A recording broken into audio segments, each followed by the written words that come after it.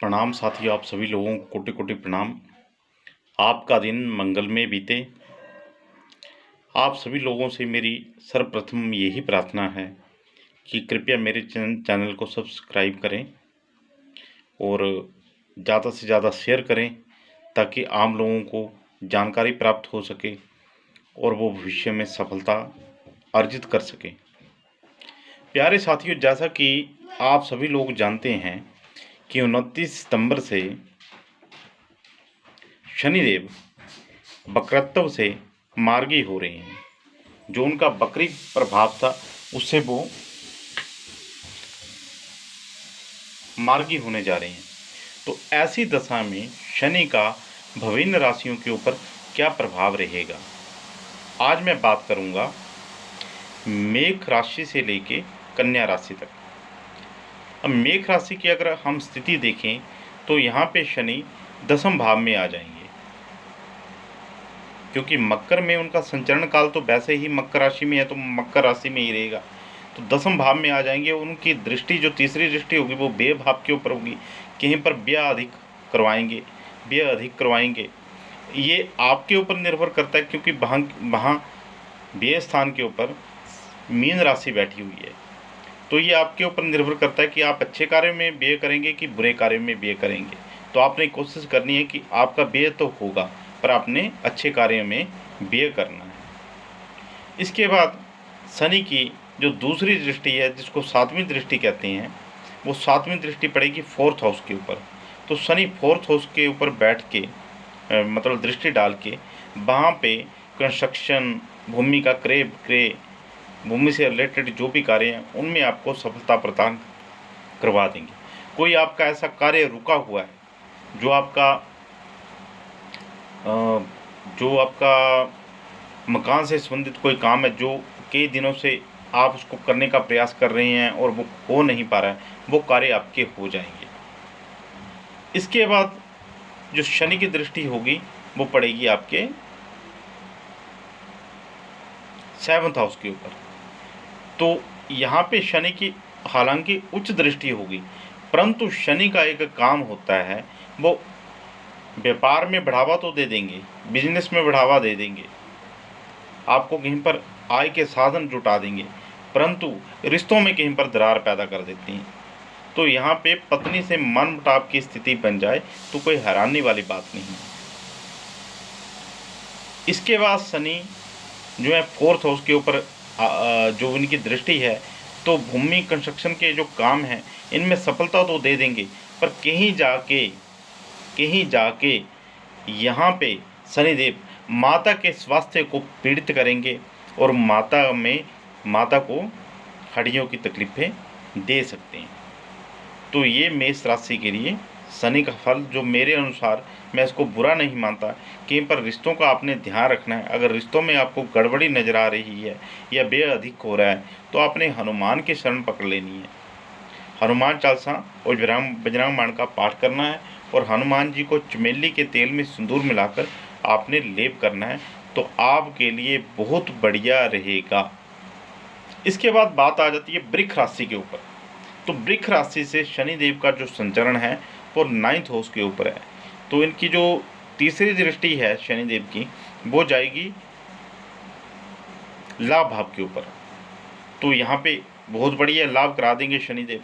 लाभ स्थान के ऊपर दृष्टि होगी तो लाभ तो अवश्य कराएंगे, परंतु कहीं पर रिश्तों में दरार पैदा कर देंगे। भाई के साथ मनमुटाव वाली स्थिति या भाई को कोई रोग, कोई कष्ट, ऐसी स्थिति शनिदेव बना देंगे। 9th हाउस में बैठे हुए शनिदेव तीसरे भाव को देखेंगे, जो फिर भाई बहनों का भाव आ गया। यहाँ पर भी कहीं पर रिश्तों के लिए शनिदेव खराब फल प्रदान करेंगे, परंतु पराक्रम को बढ़ा देंगे। पराक्रम ऐसे व्यक्ति का अद्भुत हो सकता है। और यहाँ पे बैठे हुए शनि कहीं पर आपके रोग, ऋण और शत्रु स्थान को देख के शत्रुओं को दबा देंगे, रोगों को दबा देंगे। कोई आपको रोग है जो आपको परेशान कर रहा है, तो ऐसे रोगों का शनिदेव आपके शमन कर देंगे।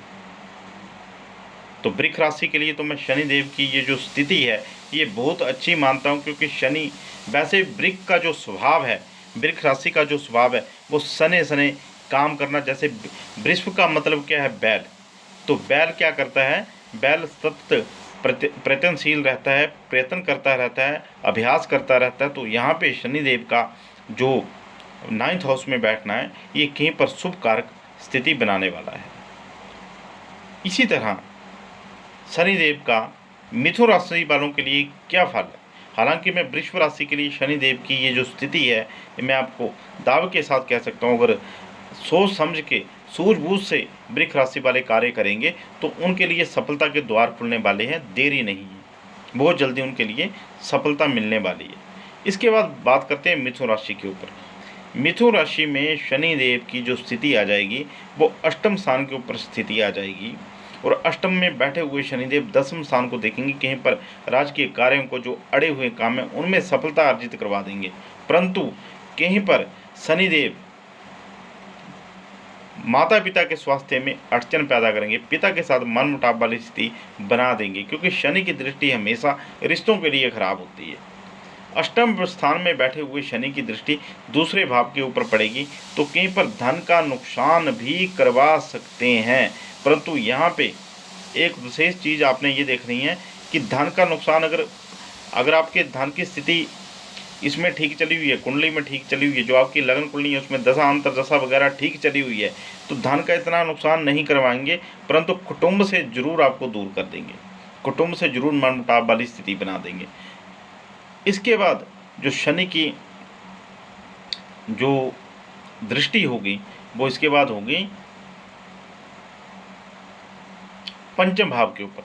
तो कहीं पर बच्चों के लिए शनिदेव अच्छे रहेंगे, सफलता उनको देंगे, क्योंकि उनकी जो दसवीं दृष्टि है वो उच्च की दृष्टि है, परंतु बच्चों से कहीं पर मतभेद की स्थिति बना सकते हैं, बच्चों के साथ कहीं पर मनमुटाव की स्थिति शनिदेव बना सकते हैं। तो ऐसी अवस्था में आपने हनुमान जी की शरण लेनी है, हनुमान जी के मंत्रों का जाप करना है। ओम ऐं ह्रीं श्रीं नम भगवते हनुमते मम कार्येषु ज्वलज्वल प्रज्वल असाध्यम साध्य साध्य माम रक्ष रक्ष सर्व दुष्टो भय हुम फट स्वाहा। ये हनुमान जी का मंत्र है। हनुमान चालीसा का नित्य पाठ करना है, बजरंग बाण का नित्य पाठ करना है, हनुमान जी को चमेली के तेल में सिंदूर मिलाकर लेप करना है, तो ये आपके लिए श्रेष्ठ प्रभाव रहेंगे। अब कर्क राशि की बारी आती है। कर्क राशि में शनिदेव 7th हाउस में आके बैठ जाएंगे, तो 7th हाउस में शनि कहीं पर रोजगार के लिए, व्यापार के लिए, क्योंकि स्वगृह में बैठे हुए हैं, अच्छे लाभदायक परिणाम देने वाले होंगे। दृष्टि भाग्य स्थान के ऊपर है, भाग्य स्थान को देखेंगे तो कहीं पर उनकी दृष्टि भाग्य के लिए तो अच्छी रहेगी, परंतु दादा रिश्तेदारों के लिए, नाना नानी दादा इन रिश्तों में कहीं पर आपके मनमुटाव की या इनके स्वास्थ्य को कहीं पर पीड़ित कर सकती है। इसके अतिरिक्त शनि की दृष्टि जो है लगन के ऊपर रहेगी, तो लगन को भी कहीं पर पीड़ित करके रखेंगे, क्योंकि लगन में कर्क राशि आएगी, तो कर्क राशि के साथ शनि का कहीं पर इतनी दृष्टि शुभ नहीं मानी जाएगी। कहीं पर लगन को पीड़ित करके रखेंगे, लगन को प्रभावित करके रखेंगे, और व्यक्तित्व को कहीं पर दबा के रखेंगे। इसके बाद शनि की जो दृष्टि होगी वो पड़ेगी तीसरे भाव के ऊपर। तो तीसरे भाव के ऊपर यहाँ पर बैठे हुए शनि भाइयों से, रिश्तेदारों से मनमुटाव वाली स्थिति बना देंगे, कहीं पर रिश्तों में रुकावट पैदा करेंगे। हाँ, एक बात अवश्य होगी कि पराक्रम में बढ़ा देंगे, पराक्रम बढ़ा देंगे। ऐसा व्यक्ति पराक्रमी होगा और पराक्रम से सब कुछ अर्जित कर लेगा इस दशा में। और जब सप्तम स्थान में शनि स्वग्रही होकर बैठेंगे तो सप्तम स्थान में बहुत अच्छे परिणाम देंगे, व्यापार रोजगार ऐसे व्यक्ति का चमक उठेगा। हाँ, लगन के ऊपर दृष्टि है, लगन को कहीं पर दबा देंगे, पर्सनैलिटी की व्यक्तित्व जो व्यक्ति का वो दबा हुआ रहेगा, भाइयों के साथ, रिश्तेदारों के साथ संबंधों को खराब करेंगे। अब सिंह राशि की बारी आती है। सिंह राशि में शनि जो आएंगे वो 6th स्थान में आ जाएंगे, रोग ऋण और शत्रु को कहीं पर अपनी गलतियों से बढ़ा देंगे अगर व्यक्ति ने कंट्रोल कर ली, क्योंकि सिंह राशि में शनिदेव इतने कारक नहीं माने जाते हैं। तो जब सिंह राशि वालों के लिए जो शनि है उनकी स्थिति वैसे 6th स्थान में आ रही है, तो अगर कहीं पर मंगल की दृष्टि हो गई, कोई ऐसे ग्रह की दृष्टि हो गई, तो रोग ऋण और शत्रु को बढ़ा देंगे। तो सिंह राशि वालों ने विशेष ध्यान देना है कि रोग ऋण और शत्रु का समन होता रहे, कोई उसके लिए हनुमान चालीसा और बजरंग का पाठ करें। हनुमान जी को चमेली का तेल और सिंदूर का लेप करेंगे। अगर उपाय करेंगे तो शनिदेव शत्रुओं को दबाएंगे। यहाँ पर बैठे हुए शनिदेव की दृष्टि पड़ेगी अष्टम स्थान के ऊपर, तो कहीं तंत्र मंत्र तांत्रिकों के चक्कर या पूजा पाठ को बढ़ा देंगे, अध्यात्म को बढ़ा देंगे। और यहाँ पर बैठे हुए शनिदेव की दृष्टि व्यय स्थान के ऊपर पड़ेगी, व्यय अधिक कर देंगे, व्यय यहाँ पे बढ़ा देंगे, क्योंकि व्यय अच्छे कार्य में यहाँ पे शनि नहीं करवाएंगे, क्योंकि वहाँ पे व्यय स्थान में आएगी सिंह राशि वालों की कर्क राशि। तो कर्क राशि को जब शनि देखेंगे तो व्यय अधिक करवा देंगे। और साथ में जो दृष्टि पड़ेगी वो 7, 8, 9 और 10, तो जो उनकी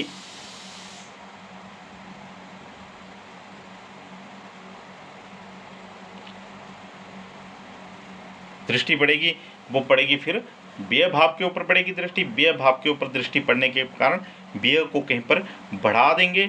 और इसके बाद उनकी जो शनिदेव की तीसरी 10वीं दृष्टि जो पड़ेगी वो पड़ेगी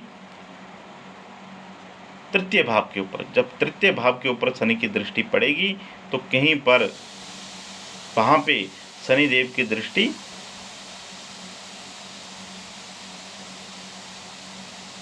अच्छे परिणाम देने वाली नहीं होगी, वहाँ पे नुकसान कराएगी, भाइयों से मतभेद कराएगी। ये जरूर है कि यहाँ पे पराक्रम को शनिदेव बढ़ा देंगे।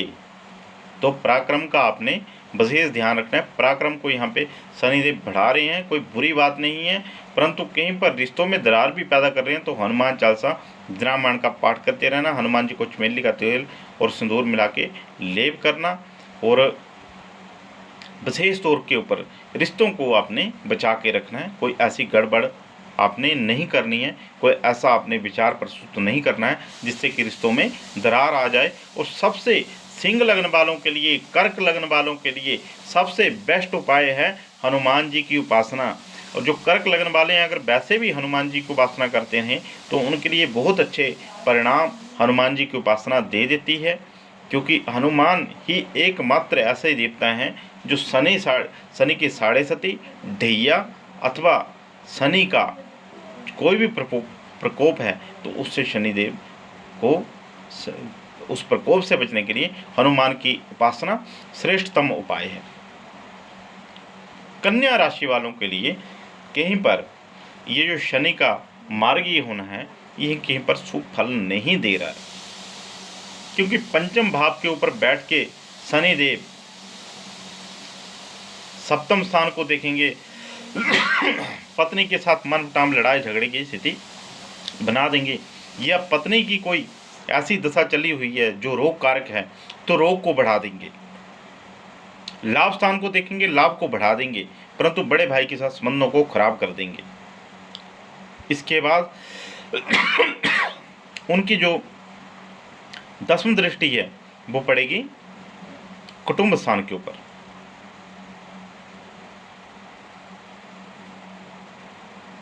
कुटुंब के स्थान के ऊपर दृष्टि पड़ेगी तो परिवार से, कुटुंब से दूर कर देंगे। व्यक्ति ऐसे निर्णय लेगा कि परिवार से, कुटुंब से दूर हो जाएगा। तो आपने ये ध्यान रखना है कि अगर शनि की ऐसी स्थिति है तो आपने हनुमान जी की शरण लेनी है। हनुमान जी को चमेली का तेल और सिंदूर मिला के आप लेप कीजिए, आपके लिए श्रेष्ठतम रहेगा। आपकी सभी मनोकामनाएं पूर्ण होगी और सभी जगह आपका मंगल होगा। आज ये कन्या राशि तक की, कल फिर मैं तुला राशि से आपको बताऊंगा। जय माता दी।